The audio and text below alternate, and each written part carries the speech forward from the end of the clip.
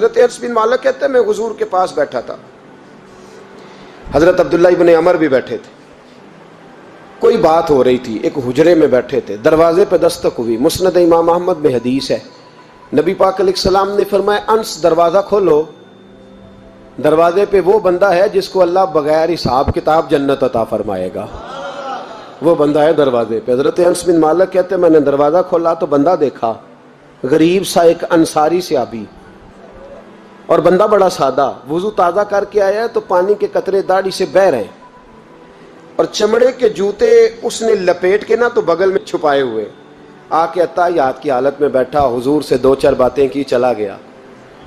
ہم اس کا رنگ دیکھتے رہے اور مصطفیٰ کا کرم دیکھتے رہے۔ اس کو حضور نے جنتی کہا ہے۔ کہتے ہیں اگلے دن اسی ٹائم اسی وقت ہم حضور کے پاس بیٹھے تھے، پھر دروازے پہ دستک ہوئی، حضور نے فرمایا دروازہ کھولو، دروازے پہ وہ بندہ ہے جسے اللہ بغیر حساب کتاب جنت عطا فرمائے گا، بغیر حساب۔ کہتے ہیں دروازہ کھولا، اور جیسے ہی میری نظر پڑی، بندہ بھی وہی ہے جو کل آیا تھا، اور انداز بھی وہی ہے جو کل تھا، اسی طرح پانی کے قطرے، اسی طرح جوتے بغل میں، السلام علیکم، کل حضور فلاں بات کی تفصیل پوچھنی مجھ سے رہ گئی تھی، غلطی ہوگی، دوبارہ آیا ہو۔ اس نے اپنی گفتگو کی، چند جملوں میں بات سمیٹی، چلا گیا۔ فرماتے ہیں اتفاق کی بات کہ دن تیسرا، بندے بھی ہم دونوں، میں اور عبداللہ ابن عمر، حضرت انس بن مالک کہتے ہیں دونوں بیٹھے تھے، سیم ٹائم سیم ڈے۔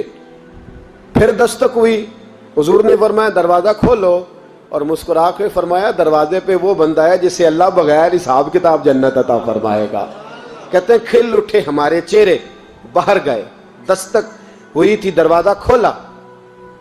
فرماتے مجھے یقین تھا وہی ہوگا جو 2 دن پہلے آیا تھا، اور میرے یقین کے مطابق ہی کام ہوا، وہی بندہ تھا جو کل بھی تھا، جو پرسوں بھی تھا، حالت اور کیفیت اور انداز بھی وہی تھا، پانی کے قطرے بہہ رہے ہیں، اور اس شخص نے جوتے بغل میں دبائے ہوئے خدمت میں حاضر ہوا، بیٹھ گیا، بات چیت کی، چلا گیا۔ حضرت انس بن مالک کہتے ہیں تھوڑی دیر ہوئی تو حضور بھی تشریف لے گئے۔ حضرت عبداللہ ابن عمر مجھے کہنے لگے یار ویسے کتنے اس کے نصیب ہیں، کتنے نصیب ہیں، کوئی آیا لے کے چلا گیا، کوئی آیا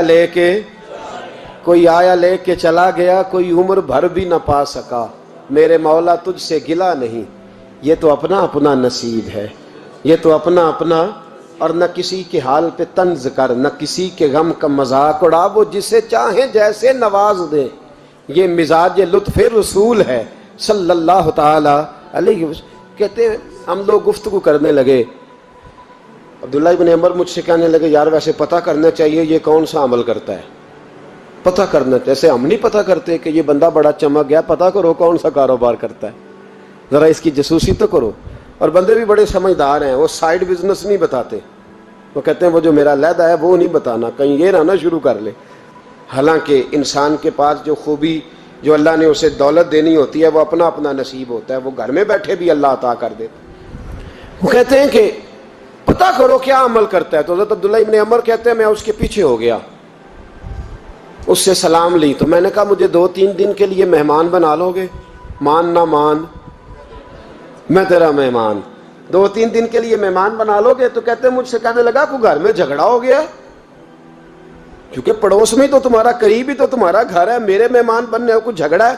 تو میں نے کہا چلو ایسے ہی سمجھ لو، پر مجھے مہمان بنا لو۔ کہتے ہیں میں 3 دن اور 3 راتیں اس شخص کے ساتھ رہا، وہ کتنا صدقہ کرتا ہے میں نوٹ کرتا رہا، نماز کتنی پڑھتا ہے، اس کا کیا، میں چاہتا تھا کہ وہ عمل مجھے ملے، اس کی برکت سے مصطفیٰ نے اسے 3 مرتبہ جنتی فرمایا ہے، تاکہ وہ کیفیات مجھے بھی ملیں۔ حضرت عبداللہ ابن عمر کہتے ہیں کہ میں نے کوئی خاص چیز نہیں دیکھی، وہ عشاء پڑھتا تو فجر تک بستر پہ کروٹیں لیتا، اور میں الحمدللہ اٹھ کے تہجد بھی پڑھتا، نوافل بھی پڑھتا۔ کہتے ہیں وہ 1 سپارہ پڑھتا، میں 3 پڑھتا۔ فرماتے اس نے 3 دنوں میں کھجور بھی صدقہ نہیں دی، کہ کھجور بھی، اور میں نے بڑے بڑے غریبوں کی مدد کی۔ میں کہنے لگا کہ عمل تو میرا زیادہ ہے اس سے، پھر خوبی کیا ہے؟ خاص توجہ کرنا، اسلام اور دین کا جو فکری اساس ہمیں صحابہ نے دی۔ حضرت عبداللہ ابن عمر کہتے ہیں میں نے تیسرے دن اسے کہا بھائی اللہ تیرا بھلا کرے، تو نے بڑی خدمت کی، میں نے جانا ہے، میرا کوئی جھگڑا نہیں ہوا تھا، میں تو بس تیرا عمل دیکھنے آیا تھا کہ تو عمل کیا کرتا ہے. تو وہ صحابی کہتے ہیں مجھے کہنے لگے یار تو میرا عمل دیکھنے آیا تھا, مجھے بتا تو صحیح کیا نے اور کیوں دیکھنے آیا میرا عمل, تجھے کیا ضرورت پڑی میری جاسوسی کی. تو کہتے ہیں مجھ سے جب اس نے سوال کیا تو میں نے اس کو کہا بھائی تو 3 دن آیا نا, ہم بیٹھے ہوئے تھے. کہا ہاں میں آتا رہا ہوں. کہا 3 دن نبی پاک نے فرمایا اللہ تجھے بغیر حساب کتاب جنت عطا فرمائے گا. تو میں چاہتا تھا کہ میں ذرا جاسوسی کروں, ذرا دیکھوں, کھوج لگاؤں کون سا ایسا عمل ہے. آپ بھی ذرا دھیان دیجئے گا کون سا ایسا عمل ہے. حالانکہ تو عشاء پڑھتا ہے اور اٹھ کے فجر پڑھتا ہے, میں تہجد بھی پڑھتا ہوں, تیرا سپارہ 1 ہے میرے 3 ہے. کون سا ایسا عمل ہے جس کے سبب تجھے جنت ملے گی. کہتے ہیں وہ صحابی کہنے لگے یار کوئی ایسا عمل نہیں, کوئی شے نہیں, میں اس قابل ہی نہیں. من نانم کے من دانم, جو میں ہوں مجھے پتا ہے.